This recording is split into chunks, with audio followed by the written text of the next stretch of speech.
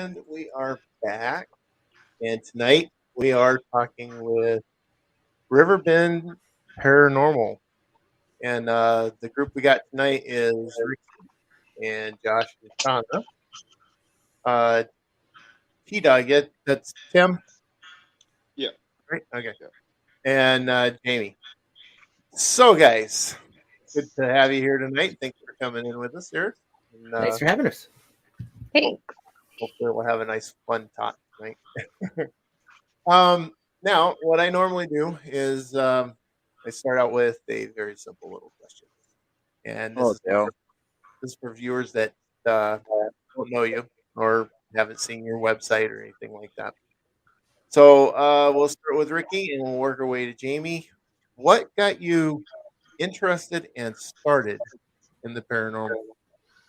Back when I was about 13, I had saw my first full-bodied apparition at Chickamauga Battlefield. So that kind of really sparked it as far as getting into investigating it and trying to get answers. Growing up, even to that point, I was hearing and seeing things, but I always thought, it was just my imagination until I actually saw that. So that's what really did it for me. Interesting. All right, Josh, Shauna. Okay. Go ahead first. All right. Outside of just growing up and just experiencing things, noticing sounds, pretty much anything that anybody else probably experienced, and I just question it, and I like to know things. I don't know. It just doesn't seem outside the realm of possibility, so I just like to play with it. I just happened to be at an investigation with Riverbend, and I just asked if I could continue doing it with them, and here I am. So for me, I grew up very much around the spiritual world and different things. I've always had spirits around. My family's always had spirits around. It's kind of just something I grew up with. Just joined the team, about 3 years ago now? About 2 years ago. But never really investigated before now. Kind of just experienced it on my own, and that was about it. Okay. How about you, Tim? As far as I go, I just never had any experiences growing up as a kid, but I'd always hear stories from friends and family members that had experiences, and I was kind of envy. I was like, man, I want to have some stories to tell. I want to have some experiences. So I start investigating local cemeteries and odd-end places with family and friends, and been doing it ever since. It's one way of doing it. Cemeteries are pretty cool. Oh yeah, of course. I kind of like going into them. And Jamie, how about you? So my family is from Salem, Massachusetts, if that says anything. Yeah. Are you a descendant? Am I what? A descendant. Yes, actually, my family is related to Rebecca Nurse. Awesome. So for me, though, like being from that area, but like Ricky, I didn't really see my first full-bodied apparition until I think I was 9. My grandmother's house was a house on part of the Underground Railroad, and she collected lots of antique furniture, and some of the furniture that she brought a Union soldier with it, and he liked to hang out by the refrigerator. That's where I saw him. Guess he was hungry. Pretty cool. So, you guys, what are your favorite areas to investigate? Anything? We start with whoever wants to start. Go for it. Well, we'll actually be at Old South Pittsburgh Hospital Saturday with Brian, Rochelle, and Mustafa. So that's like my number one favorite place out of everywhere I've investigated. Cool. And Josh, Shauna? I'd say for me currently, my current favorite is Cheney Mansion out here in Jerseyville. We go out there pretty frequent, so we've kind of got a rapport with the spirits there, and every time we go, it's something new. It's nothing crazy, but it's just we're comfortable there. We know what to do. and it's one we can get to very easy. I know we are going down to Old South Pittsburgh on Saturday as well, so I'm excited for that one. That's going to be a big one. And then we also have Mansfield coming up, so that's another one I'm really looking forward to. With COVID, we haven't really got to many big places. It's kind of all just local little places around where we live. Yeah, COVID sucked for everybody this year, I think. Yeah. Oh yeah. Yeah. Well, I'll just jump in. I guess for me, my favorite so far has been the R Theater in Auburn. I keep feeling something pull me back there all the time. Being that I guess I'm a true crime junkie as well, so I'm kind of into serial killers, and the infamous John Wayne Gacy is supposed to haunt the theater. I've had some experiences with him, so. Yeah, interesting. You might actually like our episode we did with a friend of my niece's. We talked about Manson.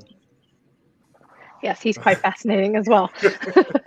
Sorry, I didn't mean to step on you there, Tim. I think you were getting ready to go. No, right? you're all right. You're fine. I was just going to say I enjoy Waverly Hills. Me and the team go there at least once, twice a year. But I am from Indiana, so my favorite location here in Indiana is a little place up north called Crown Point Jail, where they actually had John Dillinger back in the days, and he escaped from there. Cool. Back in 1934. That fuels my other love, which is monsters and gangsters. So it's kind of the best of both worlds, paranormal and gangster related. So one of my favorite locations. Well, Chicago's notorious for gangsters, and so is some of our upper tier here in Wisconsin. We've got an old hotel that's up in the upper tier that I think it even still has the bullet holes from whenever they had the shootout up there. See, that's right up my alley. Then I love that. So, Josh, did you have any? You kind of sat quietly there. Yeah, so probably for me, it'd probably have to be Cheney as well. I approach most things pretty logically, I guess. So if out of all the places I've been so far, there's just been a few too many instances that I couldn't explain. So for me, it'd have to be Cheney. I've heard so much about Malvern. I've got to get back to my neck of the woods so I can get over there. Cool. So, do you guys ever go out and do any investigations in cemeteries? I know that Tim said he used to. Still do. Yep. I do it every now and then. That's actually how, like, when I first started investigating, how, like, I got started with my ex-brother-in-law and my sister. Mm-hmm. So we formed our first team based on cemetery investigations and just went from there. It's always good to get a good cemetery in. I don't think I've done that as an investigation. I just kind of like to explore them. We have one right up the road that we used to go take walks around, but I've never taken equipment over there or anything. We get a storm rolling in. Sorry. Yeah, that's okay, because we're supposed to be getting it here. They've been doing that on and off all day here. Yeah. So yeah, anything can happen, and we can get an internet bubble. We can have the spirits working against us, and then we've had all kinds of stuff. Storms will knock my power out in the middle of nowhere. Yeah, Joseph's out in the middle of nowhere, so when storms come through, we get a little nervous. So, what kind of equipment do you guys usually use when you go out on your investigations? I prefer video and audio myself. I mean, that's the most trustworthy to me. I'll use a couple of other devices to interact with, but video and audio is my go-to by all means.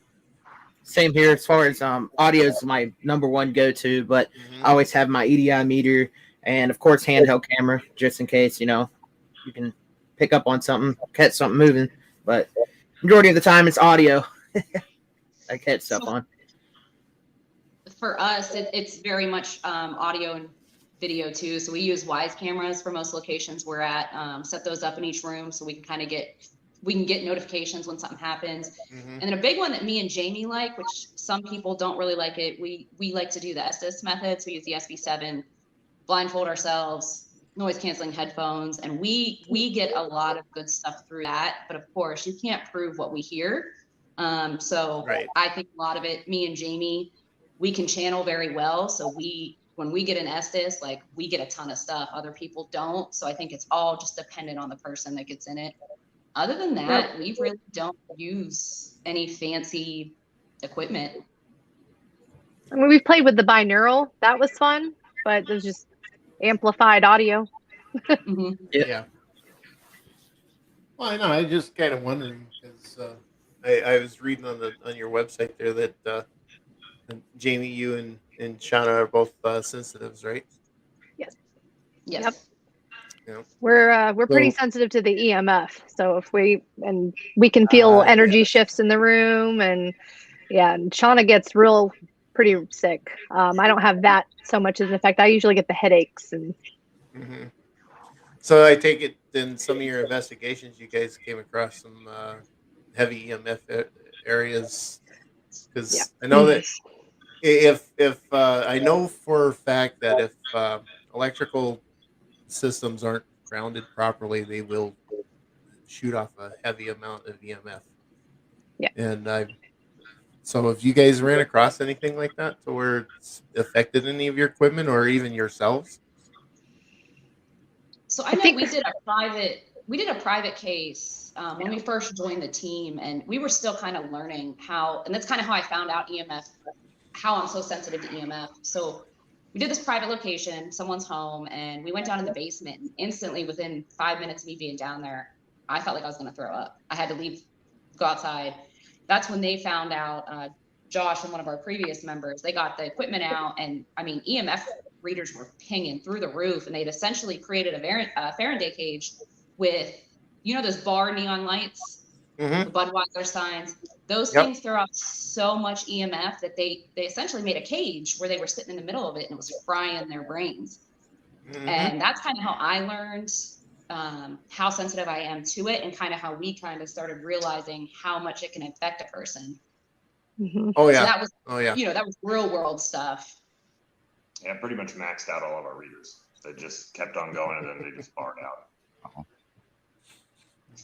So have you guys ever come across any places where there is no electrical in the area that you're going to be picking up on and have your EMFs go off, or have yourselves with Jamie and Shauna being able to kind of sense that there is kind of an EMF field around? I guess another private case kind of worked out in there was a huge HVAC system in the basement that we thought would put off all the EMF, but it wasn't actually registering that high. So we ended up going with the theory of the what are they called? The ley lines.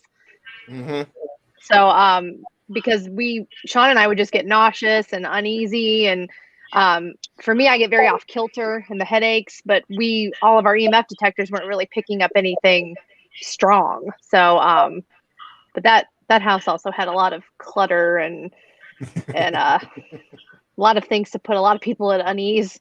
And nothing paranormal, I think, was in there. Kind of looked like my desk here. Oh no, way worse. Ricky had some real strange EMF stuff going on in Gettysburg at the battlefield. Ricky, yeah, that was actually one of the only times I've ever experienced something like that. I've used millimeters throughout the whole time I've been investigating, and in the middle of nowhere, basically not in the middle of nowhere, it's in the middle of Gettysburg, but there's no cell phone towers, no kind of electrical interference, and EMF flat.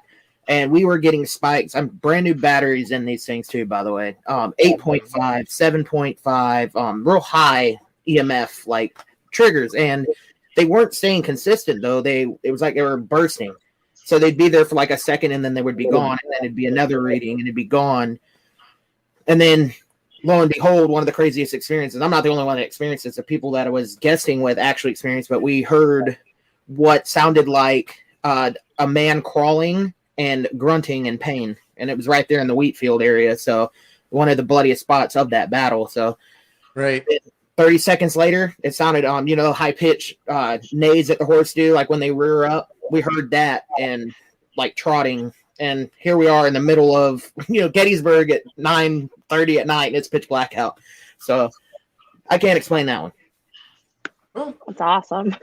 Yeah. well, Joe and I had a weird experience with an EMF meter. There's a place near us that's called Aztalan State Park, and there are no power lines going through it, overhead or underground or anything. This is the actual like Indian burial ground type place. We had his camera and an EMF meter, and we were walking around, and we came up to one of the burial mounds, and the meter started spiking and going back and forth. And I was filming it, and he was holding the meter, and he set it down on one of the wooden steps, and it just kept doing it for about a minute or so. And when he got back to download the footage, the video card was corrupt. It had nothing on it. Brand new camera, brand new card, brand new battery, new batteries, and yeah, the whole thing was just. That was one of our first experiences with it. So, whatever it was, did not want to be documented. No, yeah, I agree with that. I mean, whatever caused that, it just didn't. We haven't want had us that even much knowing it. activity each time we've been back. It hasn't been. Well, that much. we went back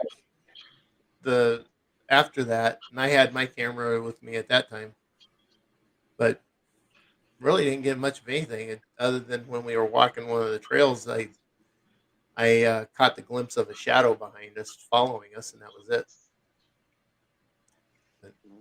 So, Where's this at? it's called Aztalan. It's right here in Wisconsin. It's just outside of Lake Mills. It's Aztalan State Park. It actually, I believe it was the way they kind of describe it. They describe it kind of like an old Aztec type settlement that was in there. It's right along the Crawfish River. It's a pretty cool place. I mean, we get a lot of interesting places here in Wisconsin. Tons of I've heard effigy good stuff mounds. about Wisconsin. Yeah, we've got tons of effigy mounds. There are a lot of burial mounds. We But actually, sorry, Interesting story about Aztalan isn't so much that it's that. It's what they did to the place. There's a princess burial mound there, and somewhere along the lines during the time they dug it up. Okay, and they took the remains to a museum in Milwaukee, and to this day they lay in a storage place. Okay, they didn't put them back, they didn't return them. Native American tribes, and you're talking several of them in the Wisconsin area, have been protesting that museum ever since this has happened, on and off over the years. Legend says because it was disturbed, okay, and they removed her remains. If you stand on her burial mound and you face the stone that they have as a marker, you'll hear her belts that were made out of shells rattling behind you. That's the legend. But the So truth let's is go. her remains are still in the museum in storage. yeah. Wow. And another, I don't know if you guys know this, but another little interesting tidbit: the lake in Lake Mills is Rock Lake, and there are actual pyramids in the bottom of the lake. That's cool. Didn't know that. That's kind of cool. That'd be cool. So Go down and dive and see him. let's get back to you guys. Every now and then, I kind of, Sorry, adding to my dream list. Yeah. Right. but Next investigation. no, yeah, we really do have some really cool places up here. Yeah, there's some strange and interesting places, and we still have quite a few to get to. So, I guess one of the other questions I have is EVPs. Have you caught any intriguing, interesting EVPs? A lot of them last year for me. Ricky's over here. Yeah. Oh yeah, that's my go-to. I mean, just a brief rundown. T-Dog had placed a stationary recorder up in the asylum area of Madison Seminary, and this is by far one of the most creepiest EVPs I've ever experienced and listened to. But it was during the time block, and it was before the time block, wasn't it, T-Dog? Because nobody was up there. I don't think anybody was up there at that time. Not even Jeremy or anybody that was up there. It was completely empty up there. Empty, and all of a sudden, up there they kept mental, handicapped women up there, and you know how mentally handicapped people, they can make noises to communicate. Sometimes they can't speak. I think that's what we caught. It's a lot of people are like, oh, it sounds demonic. It's not. I just think that's the only way it knows how to communicate. So it's like this long scream, and I mean it'll make your skin crawl. So that, I think that was the coolest catch we caught last year. But Waverly Hills, in May, we caught a lot of really, really good stuff. As far as there was one time I was up on the second floor getting ready to go up to retrieve a stationary recorder, and I actually caught an EVP of somebody saying, "You're off camera." And to me, that kind of showed, more intelligence, more than residual, because we didn't have any cameras. And how Waverly is. Waverly's known for filming, and paranormal investigators run around with cameras. We didn't have any cameras, so all sorts of stuff. But I'd have to say, also Old South Pittsburgh Hospital, why T-Dog and I were down there. They're not really like super clear, but you can actually hear another man talking while T-Dog is saying stuff down there while we're in Tri-City Clinic. And this is right before I had a really crazy experience. So it all kind of lined up. So I'd say those are my favorites so far as of recent. Okay, Josh, Shauna, you guys, close to the top of my list, Mark. What's that, Joe? I said Waverly Hills keeps getting close to the top of my list. We keep hearing more and more about that place. Oh yeah, I hear a lot. We hear a lot about it. I really want to take a nice little trip. You got to, man. You won't regret it. It's amazing. Hey, place. I've got 3 weeks of vacation this year. There you go. If they could find somebody to cover for me. Right. So, how about you guys, Josh, Shauna, or Jamie? Have you guys caught any interesting kind of EVPs? Go ahead, Jane. Oh, I was gonna say the one that I think has been the clearest that we've ever caught was we were doing an ice rink in Alton, and we weren't even trying to do an EVP session. We were actually complaining that the equipment behind us was humming too loudly. We were in one of the equipment rooms, and like, we're not going to catch anything. It's going to be contaminated. And Brian and Rochelle were there, and I think Shauna was in the room, and our teammate Dean. And he's like, well, let's just play back and see what we hear. And we just hear this little boy's voice go, "You don't want to," over the top of all of us talking, like clear as anything. We're like, well, I guess we caught something. Little guy called you out. Yeah. It's awesome. That is pretty cool when that happens. I love my favorite way of doing it is I like to have the video camera and the EVP with me, and if I can catch the same anomaly on EVP and the audio on the camera, then that's a score for me. Yeah. Because it to me that clarifies that there was actually something said, or that it was something that got caught. So so what's sorry, go ahead. Sorry. Another cool one we got when we did Monroe House in Hartford, Indiana. We were upstairs, and we were all in one of the bedrooms, and we had a recorder sitting in like the little kitchen area that's upstairs, and we got clear as day someone saying help, like whispering it into the microphone. We got some not so nice whispers from that house. One of our girls got called not such a nice word, very clearly and enunciated too. What, like a maybe that was? It was.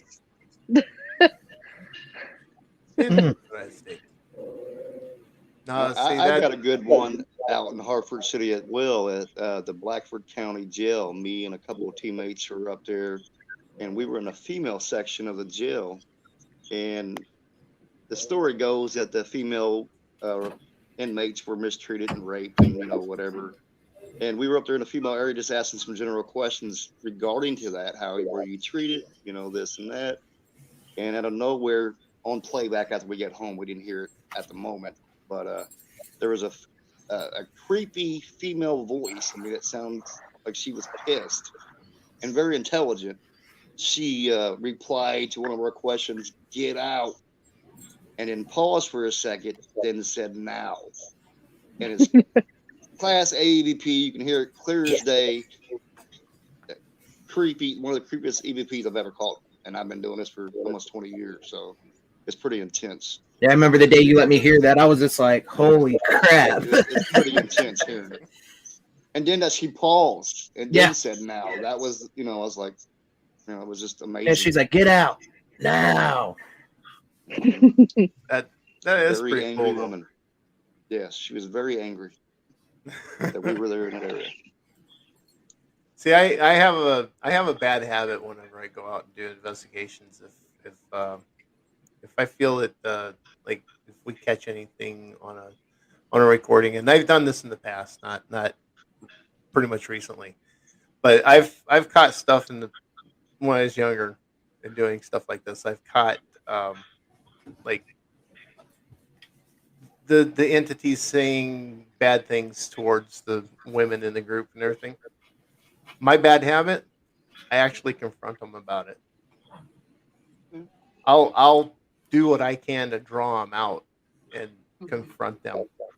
But it's I guess it is pretty much a bad habit. It's just Well, I don't like think it we all whenever do that at people some talk point, mean about women.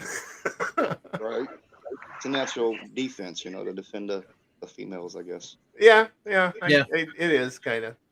Well, Linda, one of our other teammates in Indiana, she, while we were at Madison, I've never heard like an SB11 or SB7 say some of this things, but full sentences just calling her all sorts of vulgar names, saying it was going to kill her. They get hostile. Yeah. Me and Jamie get that a lot on the SB7, where like strings of just cuss words that you're like, there's no way. There's no way it's going to be on a radio station. No. No. We have made a lot of things mad and had them, when we've both been in Estes at the same time, kind of calling each other names without knowing it. And Or when we were in Monroe and whatever was there was targeting Josh. Like I was in Estes a lot, and I was just yelling at him because I'm just repeating whatever he's saying, and it just did not like him at all. So basically, you're channeling what the spirit's actually saying at that point, then. Yeah. So that would mean that the spirit was able to take over or influence you in a way to do that then. It sometimes. So when I can tell the difference between when I'm channeling versus when I'm hearing something come through, because if I'm hearing something come through, it goes over a couple of the stations. The SB7's doing the noise, and if it goes over a few of those, that's a voice. But in Monroe, especially, like I felt like it was in my own head what was coming out. Like I wasn't even listening anymore to the radio station, and that was what was coming at Josh. Because he would keep asking questions, and he was fine. You're gonna come at me, I'm gonna get mad, and he was getting mad back, and I just kept calling him name after name after name, and I'm like, sorry. I guess I get carried away. Well, I try to repeat how I hear it too. Like Shauna does it very monotone, but if I hear it yell, I yell, and I've scared the snot out of her before doing that. Yeah. So Shauna does it just here's the word, and you're throwing the emotion behind it. Yep. And like pounding it in. Yep. Yeah, she's been screaming at me while she's in Estes, and she's like, I'm just sitting there like, okay. She just exactly how it comes through. She's cracked up laughing. She's like yelled. She's screamed cuss words at me. she's yelled "get out" to where like I was like, wait, why are we getting out? And I've jumped up and tried to run out of the room, thinking that it was like she was actually trying to get out. But I'm jumpy. Wow. I scream and jump a lot. So So do you guys ever get any of this on video or just audio? So the one I did at our theater when I was in Estes, that we have on video. Okay. That one was a pretty intense session. I guess I didn't know, but two of the guys on our team, I looked like I was getting ready to run off the stage because it felt like whatever was coming through was behind me, like this yelling over my shoulder at me. And I guess in the way my body was reacting, because I'm sensory deprived, I was moving further and further off the stairs of the stage. So the two guys are coming at me ready to, because it looked like I was going to take off running. So Wow. yeah, and like most of our sessions we do have on video because we do have Mhm. we set up a Wise camera usually in every room that we're in. So Okay. we do have on camera. We do, if we're getting a good Estes session going and we're in a place that we can go live, we do go live on Facebook. Yep. Of course, except for private investigations for homes. We yeah, we don't Oh, do yeah. that. Yeah, the Yeah, we only had some time lives we in ever- Monroe. The only time we Mhm. ever did put ours is up is whenever we got the permission from the owner or the homeowners. Mhm. So, What we've and only do. and I think the only ones we did that we put up was Tom and Molly's. I don't know. There's some friends of ours who do a comedy podcast, and we actually did their house, and it's an intriguing little house. Yeah. A lot of activity in that house. I need to go back up there and do some more stuff for them. It's an interesting But town. yeah, think it is an interesting town. I think it had more to do with the town than it had to do with the house. Yeah, it's a possibility. But no, the reason I ask if you had that on video, because a lot of times the video shows a little different than what you would get with the audio. Mhm.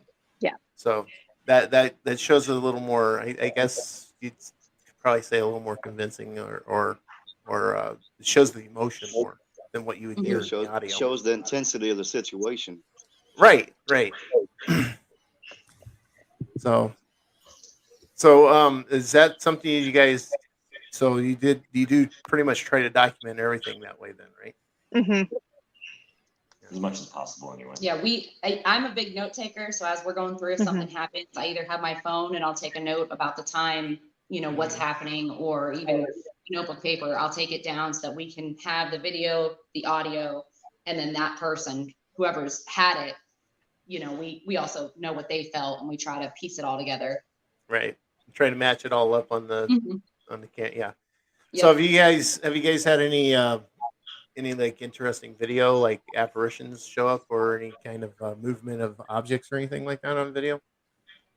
We caught something a few years ago at Waverly Hills on the 4th floor.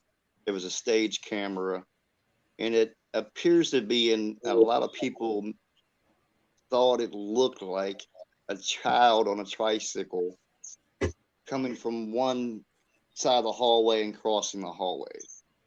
That's probably the most significant thing we've caught on camera, and that's been a few years ago, but nothing much since then. Okay. Yeah, I was just kind of wondering because I like to debunk my own stuff. If I get anything I feel that is possible evidence, I like to try and go through and try to figure out what would have caused it or what would have made it seem that way.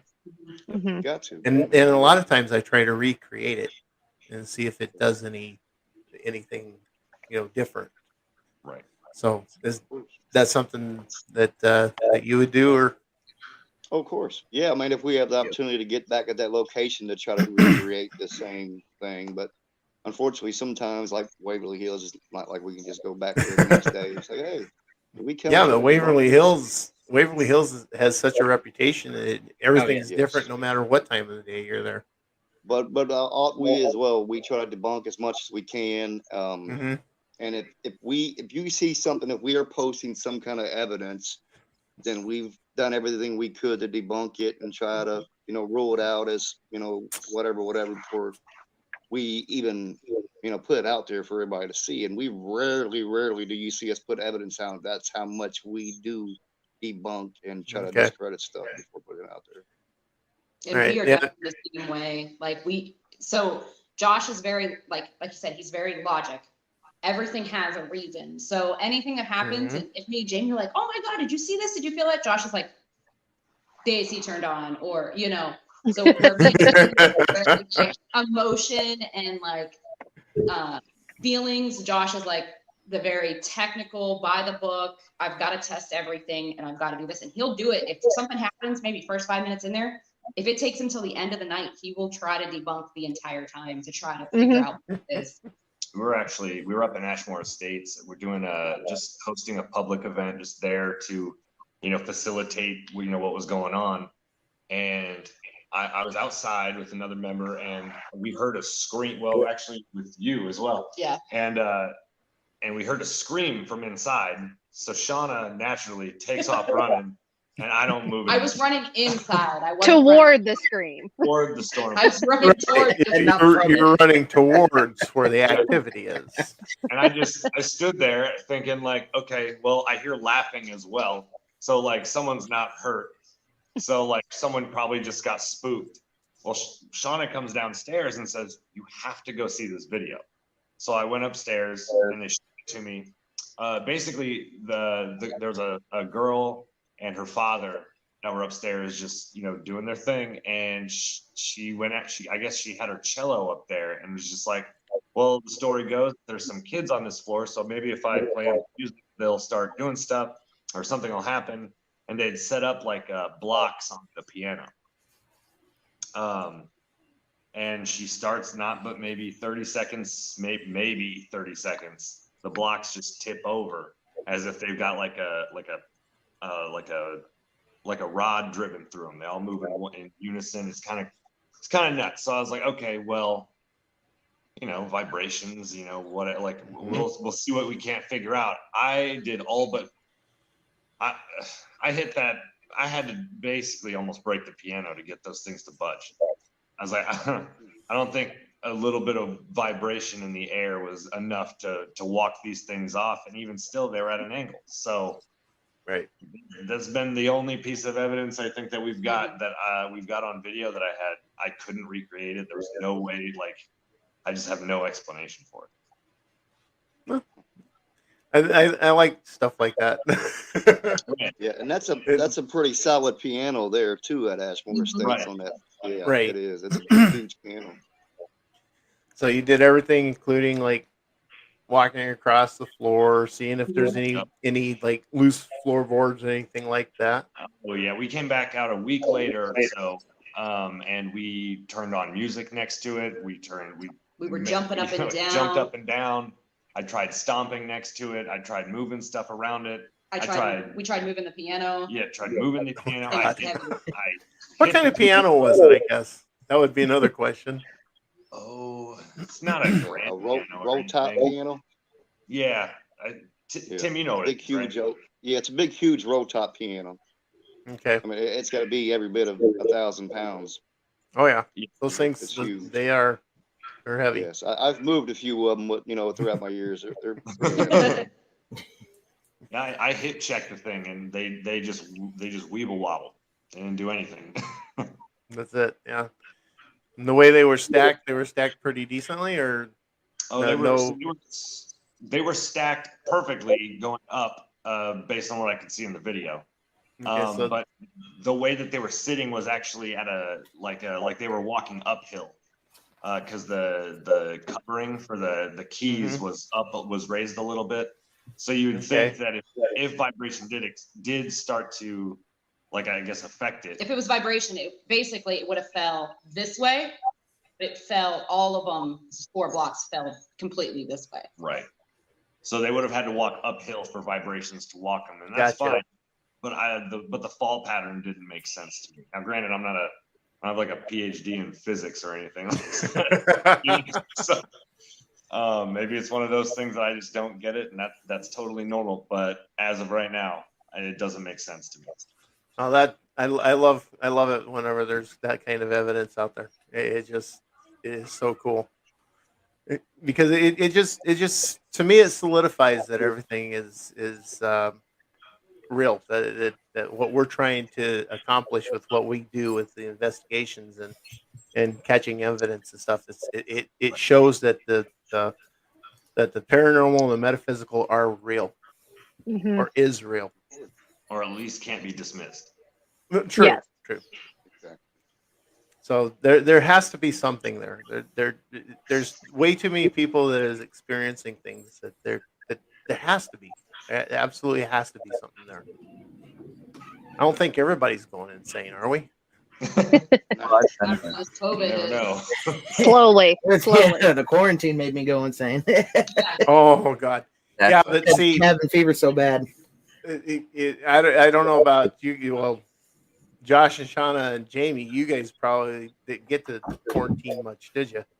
Being on a military base. No, we quarantined. Did you? Yeah.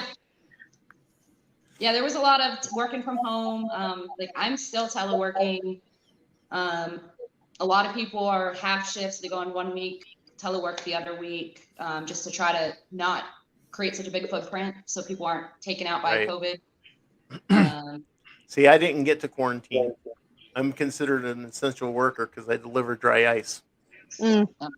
yeah.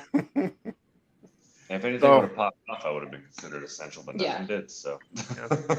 So I got to go out and do my job every stinking day. Yeah. So what's on your guys' bucket list that are coming up next? The Conjuring House.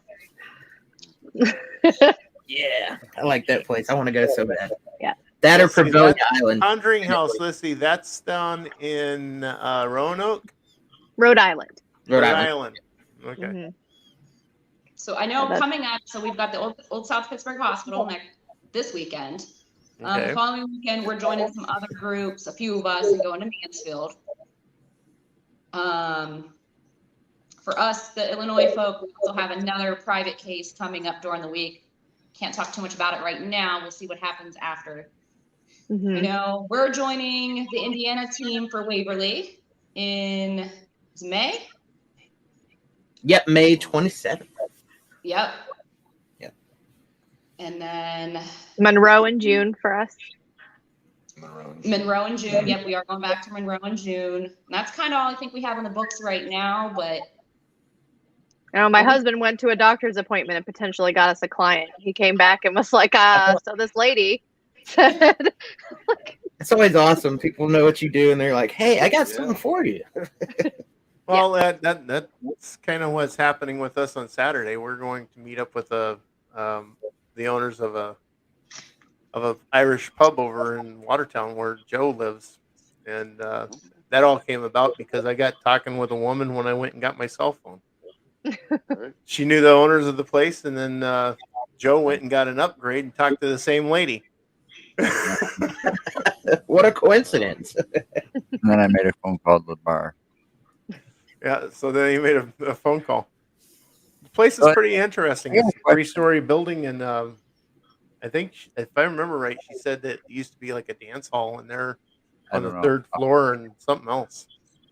We'll find out Saturday. So It's a secret. I just want to get to Malvern Manor. Of all the places that I've heard, the only one that I have to go to. And I just every time it's either something's come up or it's been rescheduled or something. So that's my thing. I got a Yeah. question. go ahead, Joe. You already answered this earlier today. I'm going to ask our little panel here. I was watching a documentary the other day, and for a long time, I've been trying to debate this question, try to figure out, is it real? Is it based on some reality, or is it a hoax? I'm talking about the house in Amityville, New York. So what do you think? Is it a hoax or is it real? I don't The know. house out there, is that what you said? Yeah, Yeah, the house in Amityville, New York, the one that the one the movie Amityville Man. Horror was made after, or Yeah. supposedly I was actually based on. out. I was actually out there last year at the Abbeville house with Okay. the team up there that we were networking with. obviously we didn't get in to investigate it,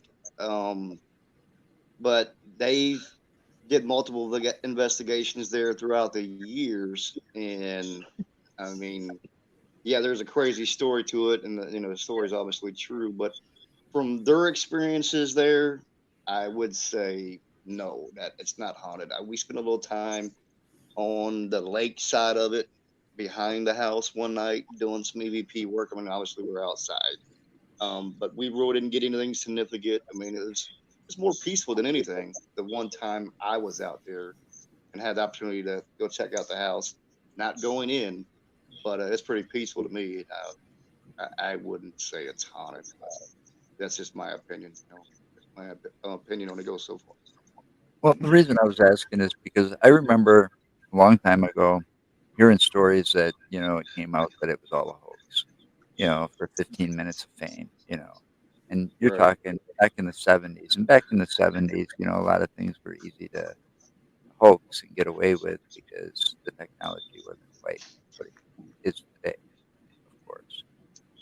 But yet, they've got this documentary and they're saying, well, this is true, and the Lutzes and, and all of this, and they're talking to the Lutzes and they're interviewing them. They're making it look pretty real. And I've seen mockumentaries before. I still don't know what to think myself. I mean, now, did it have activity at one time based on everything? It might have had activity at one time based on the history of the place. I mean, I think Lorraine and her husband, did a lot of work there back in the days. But I mean, and that's another theory: can a place continue to be haunted for years and years to come, or at some point does it stop? So Right. I guess. Well, and sometimes sometimes- always in the evidence, if you investigate it.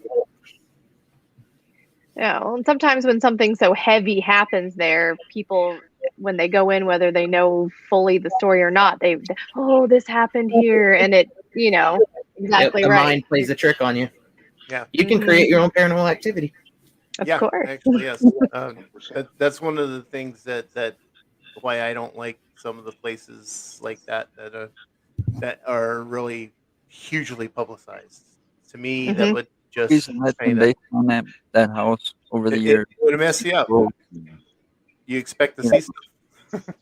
And then it really makes things look bad because you got one hand, you got the stories out there saying it's a hoax, the other hand saying it's real and everything happened. Nobody knows what to believe for sure because there's not any real proof out there. Right. But it I makes know the rest Sean- look bad because it makes us look, oh, you're just chasing, I know. bunch of Well, Sean and I try not to do too much forethought or research sometimes because, like Ricky said, you put a thought in your mind and now it's there and you can't ignore it sometimes. The only research I want to do is find out the age of the property or the age of the place itself. Yep. And pretty much how long the house or building has been there, and what may have been there prior. What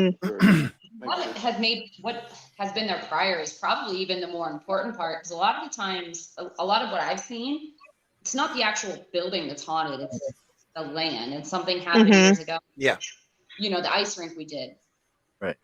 Why is the ice rink haunted? There's no tragedy there, but if you dig back years before, there was a train crash, I believe, that happened right there. Yeah. So you're telling me that the ice rink, nobody got ran over by the Zamboni? Not in any research we can find. That's right. I typically like to go in blind. What I mean by that is like not knowing too much about the place, especially the stories of the hauntings and stuff like that, because I've learned, like I said earlier, it's if you put it in your mind, you're going to automatically think, oh, this happened in this room, so this is what should happen. Exactly. And you could create so much negative energy. It's just better to go in and basically explore. That's how I like to go in. Open mind, explore, and just, let the building talk to you. That's right.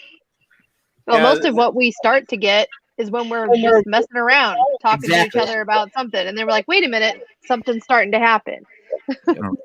or when you're We not actually prepared. did a place and just played games. Right. Yep.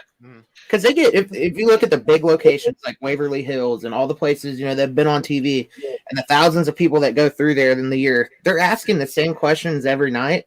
Yep. And if there's any sort of intelligent spirit, they're going to get annoyed by that. I mean, Yep. That's why I just go in and have a conversation like we're talking right now, or and not even really pay attention to the haunting. Treat them like they're alive because they were alive at one time. I've got better results that way. Well, yeah. You get And- people getting asked the same questions over and over just about how your superstars or your actresses and actresses is the same thing. They get asked the same questions. What was it like working with so and so? What was it like with that movie? What is it? Come on. Rhetorical questions. I've got a real life too. Do you like bacon? Well, That's the number one question. That's the weird thing, though. Some of these spirits, they actually don't even realize that they are past. Mhm.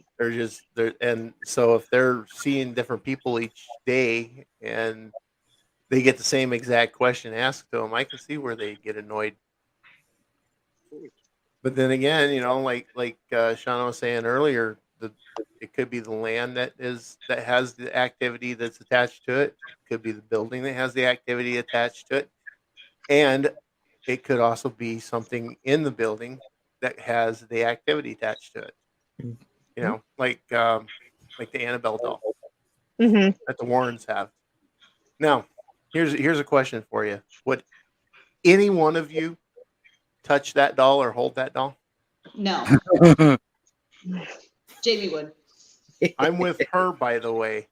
I would actually give that doll a hug because that doll needs a hug.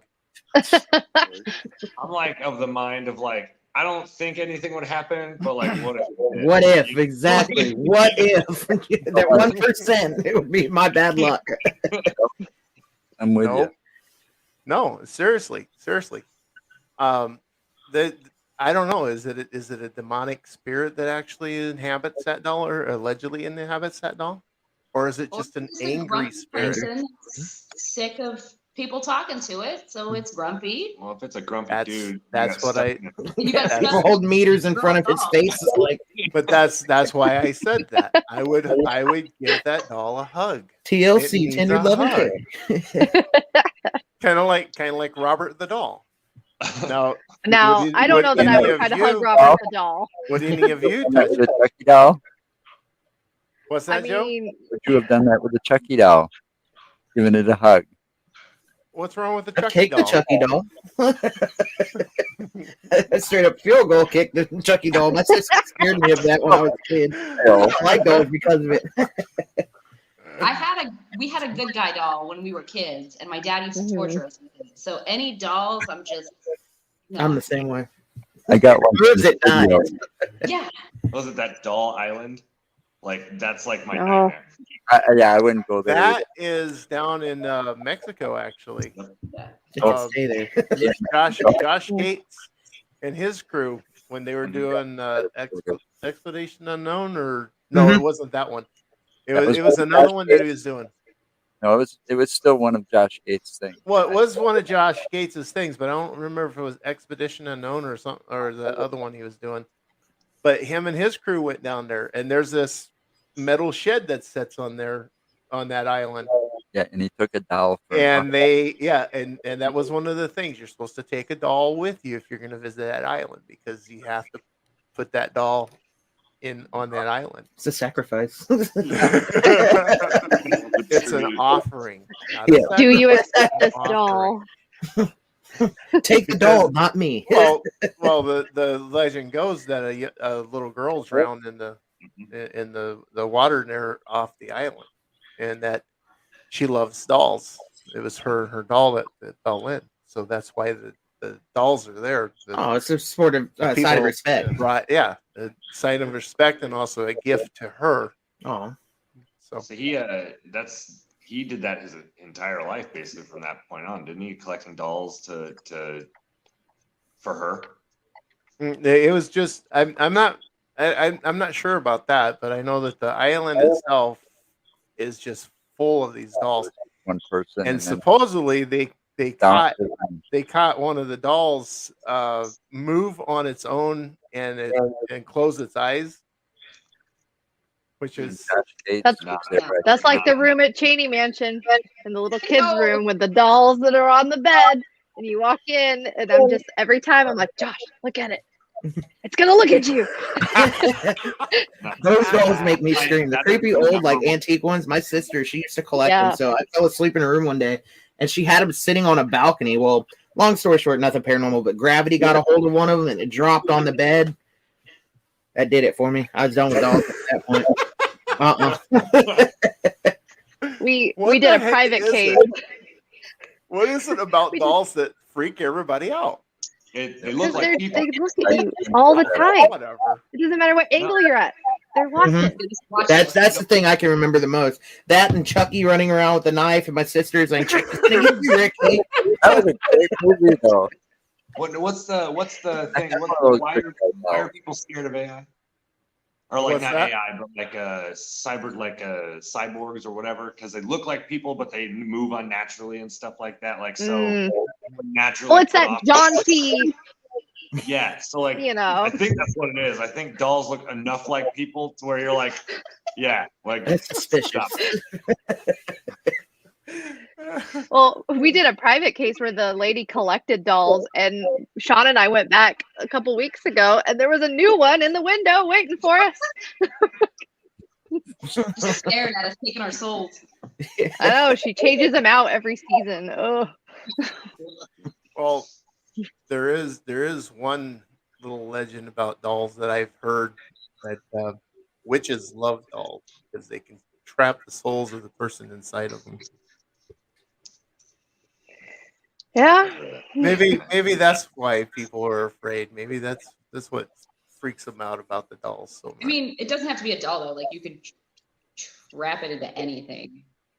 Yeah, but why would you want to Stones, trap it into crystals. anything? Why wouldn't you want to trap it inside of a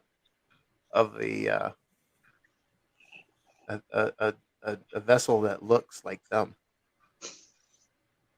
Why wouldn't you Yeah, want to do that? Maybe as well it goes like with the clown thing though, because it's a frozen emotion on the face. Mhm. You know, It that could be. doll's It could very well be ooh. because there are a lot of people afraid of clowns too.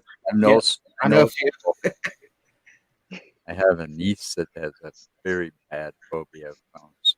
Oh yeah, I like clowns though; they're my people. So killer clowns from outer space. not That those. was a good movie. Right. I haven't done that in a minute. All right, Joe. At Getting that to time, that time, getting to that time where we can call this session done and then get into our bonus footage quick here. okay. So, anybody want to plug anything? Websites, events, anything that you got going? Yes, well, we Riverbend Paranormal Indiana got a big meet and greet up at the Old Lake County Sheriff's Office up in Crown Point, Indiana, May 29th. Tickets are on sale now. I'll post some links later on to it. There's a link in our page, the Paranormal Worldwide Crew, that you can look at and check it out. Other than that, we as Riverbend Indiana, we got a couple of things coming up.